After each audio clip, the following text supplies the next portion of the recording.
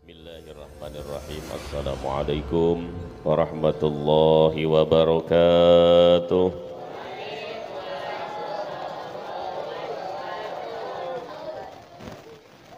Alhamdulillahi rabbil alamin. Wassalatu wassalamu ala ashrafil anbiya'i wal mursalin Sayyidina Muhammadin wa ala alihi wa sahbihi ajma'in, amma ba'du.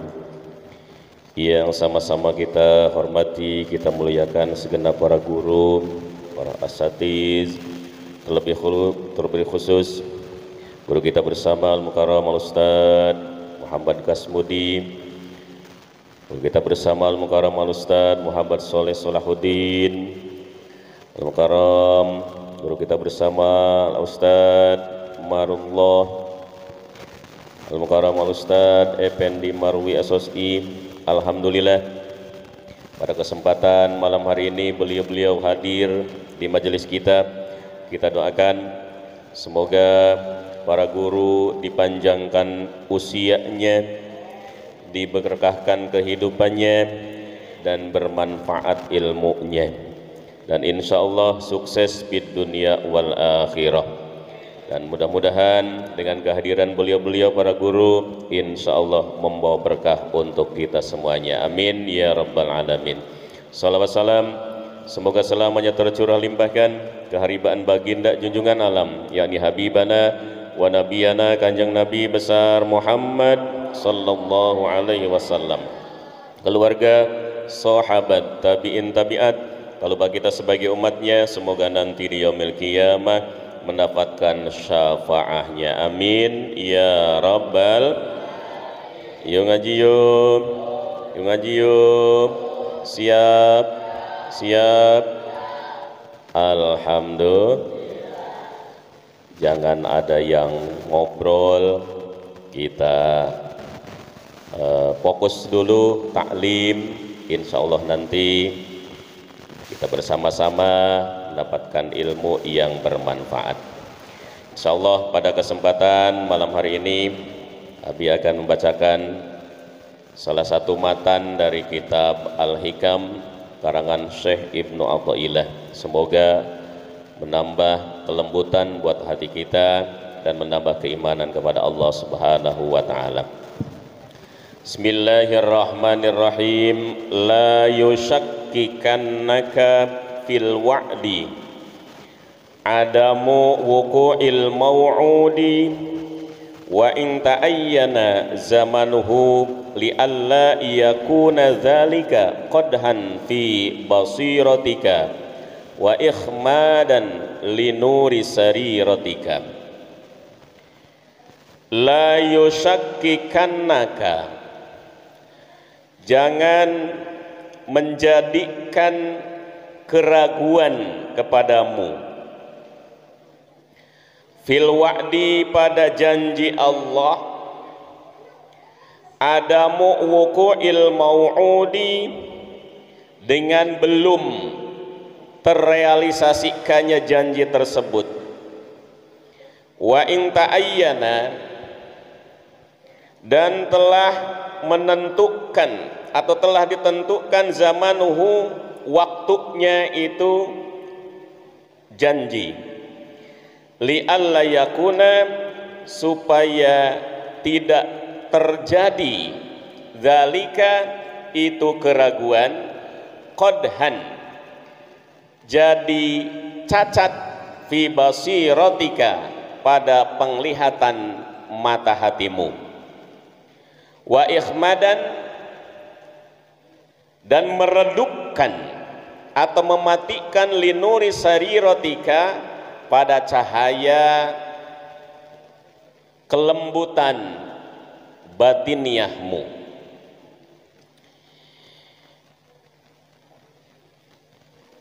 Jadi kita jangan meragukan atas janji-janji Allah ketika janji Allah belum terrealisasikan, Sehingga ketika kita ragu akan janji Allah, maka dengan keraguan itu akan menjadi cacat penglihatan mata hati kita, dan sekaligus akan mematikan kelembutan cahaya, kelembutan batiniah kita. Artinya, yang dimaksud dengan janji Allah ini adalah seperti Allah Subhanahu wa Ta'ala memberikan janji kepada para wali-walinya, para aulia Allah, melalui ilham yang Allah berikan kepada mereka, atau Allah Subhanahu wa Ta'ala menjanjikan kepada para nabinya dengan melalui wahyu-wahyu yang Allah turunkan kepada mereka, para nabi-nabi Allah. Nah, misalkan ada wali Allah yang mendapatkan ilham dari Allah bahwa di tahun ini misalkan bakal terjadi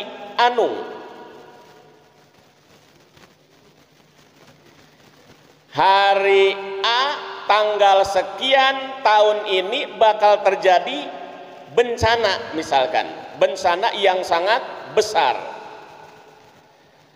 Tapi pas datang waktu yang ditentukan itu, yang dijanjikan itu, yang melalui ilham dari Allah kepada wali tersebut, pas datang waktunya tidak terjadi. Sedangkan wali tersebut sudah memberitahukan kepada kita, misalkan dengan ilham yang Allah berikan kepadanya bahwa tanggal sekian hari itu tahun ini bakal terjadi bencana, tapi pas datang waktunya tidak terjadi. Awas, ketika ada janji Allah melalui ilham yang diberikan kepada para walinya dan belum terbukti, maka kita sebagai hamba Allah yang betul beriman kepada Allah, jangan sampai ragu dengan janji Allah tersebut. Kenapa? Karena pasti Allah bakal memenuhi janjinya. Sebagaimana firman-Nya dalam Al-Qur'an, a'udzubillahi minasyaitonir rajim, innallaha la yukhliful mi'ad. Innallaha, sesungguhnya Allah, la yukhlifu, tidak bakal mengingkari al-mi'ad, janjinya. Jadi Allah tidak bakalan ingkar janji, pasti Allah bakal memenuhi janjinya. Maka kita sebagai orang yang beriman betul kepada Allah, menghadapi hal seperti itu, pertama kita tenang sebagai adab, sebagai perilaku akhlak yang mulia kepada Allah. Kita tenang, jangan lantas kita kalau kata orang Sunda bilang mah oyol-oyolan. Apa ya bahasa sebetulnya, Ustaz?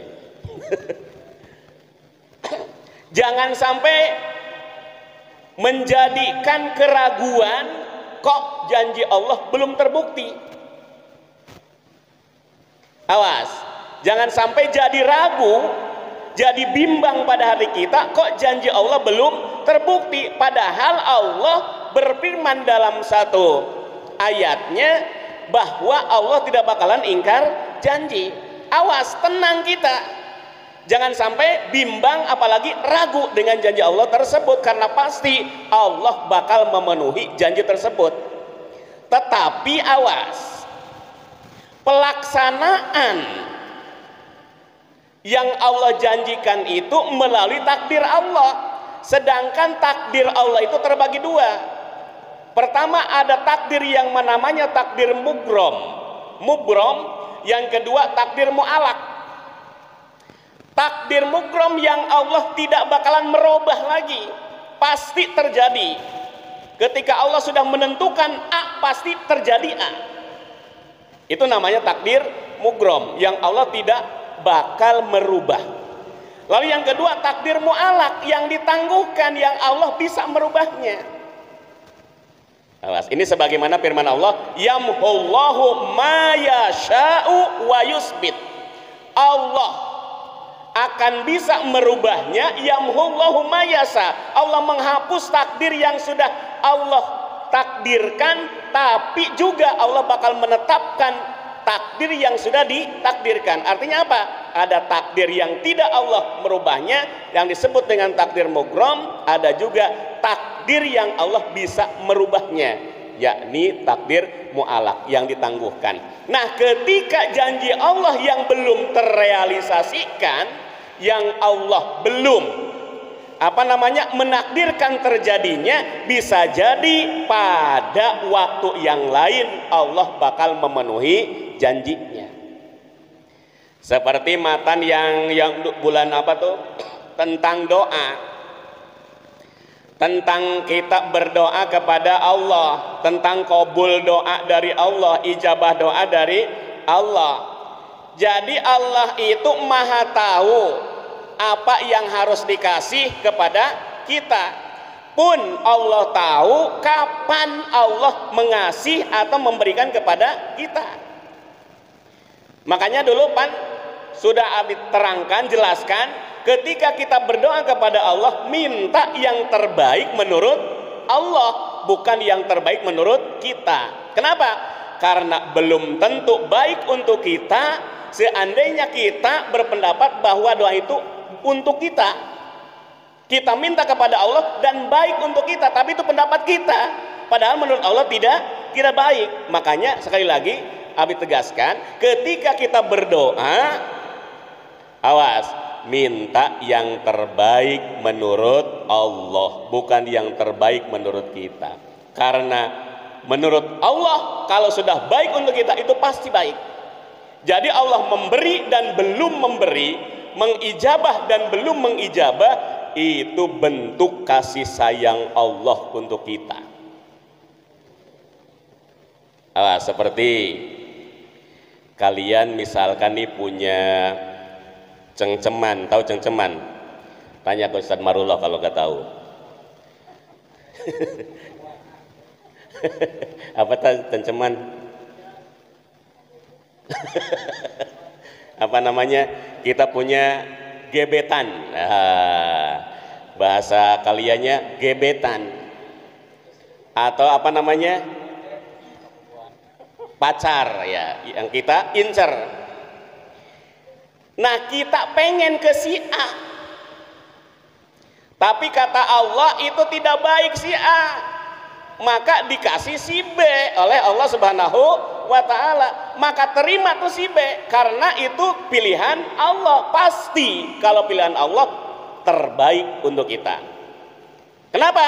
Belum tentu pilihan yang kita pilih itu baik untuk kita. Ternyata betul, si A yang kita inginkan, si A yang kita idam-idamkan, justru setelah menikah dengan yang lain, cekcok terus dalam rumah tangganya, bahkan istrinya digampar-gamparin terus, ditendang, jadi KDRT terus.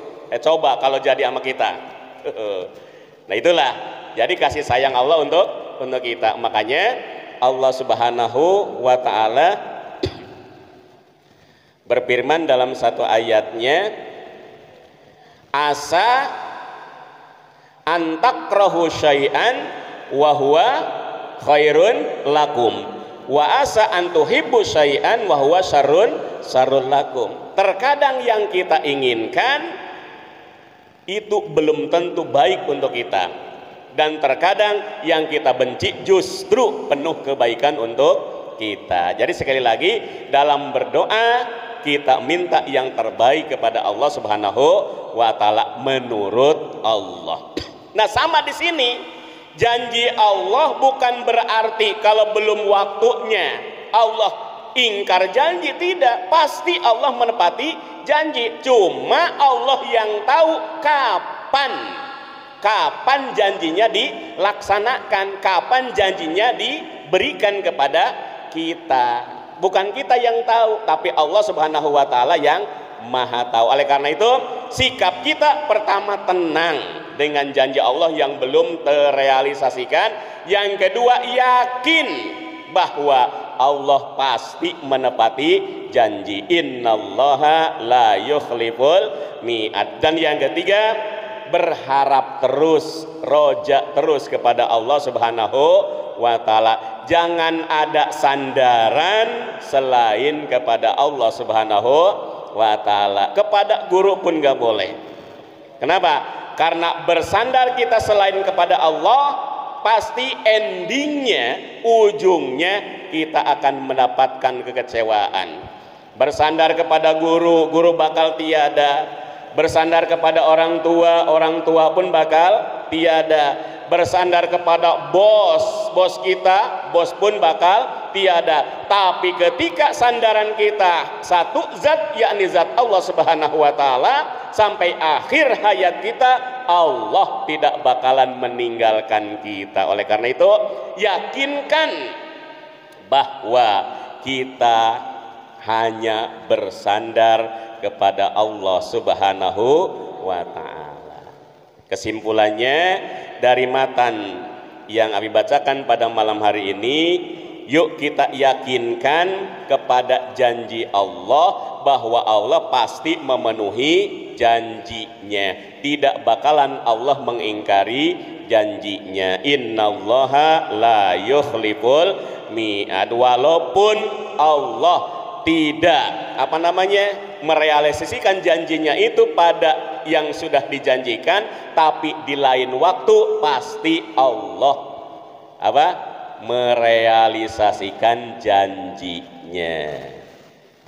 Sikap kita pertama tenang, jangan bimbang, jangan ragu, karena kebimbangan kita, keraguan kita terhadap janji-janji Allah itu akan memberikan cacat pandangan hati kita yang disebut ainul basirah.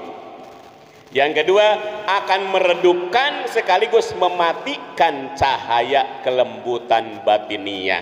Apa itu? Yakni meredupkan cahaya iman kita kepada Allah Subhanahu wa ta'ala ketika kita ragu akan janji-janji Allah Subhanahu wa ta'ala. Yang kedua, kita yakin sepenuhnya kepada Allah. Dan yang ketiga, selalu berharap kepada Allah, yakni kita bersandar hanya kepada Allah Subhanahu wa ta'ala. Insya Allah. Itu saja, mudah-mudahan bermanfaat dan menambah keyakinan kita kepada Allah Subhanahu wa ta'ala. Sekian, terima kasih, mohon maaf. Nanti dilanjutkan oleh guru-guru kita, insya Allah akan memberikan mutiara hikmahnya untuk kita, sehingga insya Allah nanti kita akan mendapatkan tambahan perbendaharaan ilmu kita, insya Allah. Terima kasih, mohon maaf. Assalamualaikum warahmatullahi wabarakatuh.